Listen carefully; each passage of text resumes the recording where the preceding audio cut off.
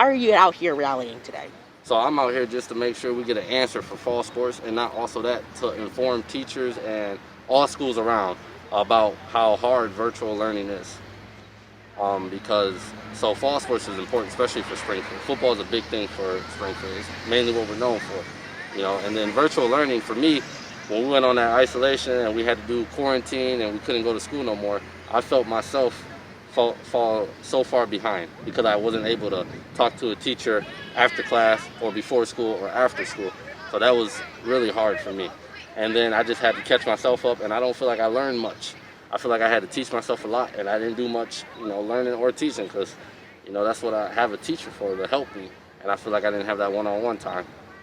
What do you want changed about this decision to go all virtual? What I wanted to change, well, really, I don't want any virtual. I want at least 1 day or 2 days in school, because those days can be used for questions, your concerns. That whole day should just be for questions. What are you feeling confused about?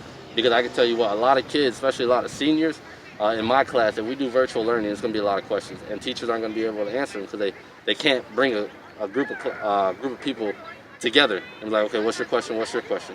Instead, they got to go one-on-one all day at different times, and some kids won't be able to do this time or that time. Instead of being in the class and answering all the questions at once.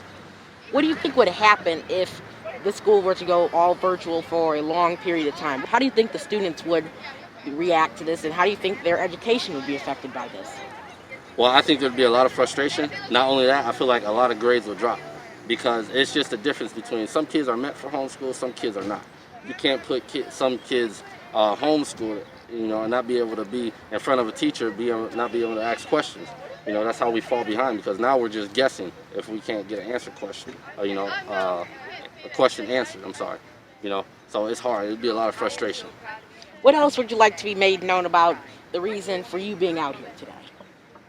My main reason is if we're doing fall sports and they keep adding these protocols and telling us how to be safe while playing, but they keep pushing it back, that's a little frustrating because if you're not going to let us play, then stop toying with us, just tell us if we're going to play or not. And then we'll keep following these protocols for football and basketball.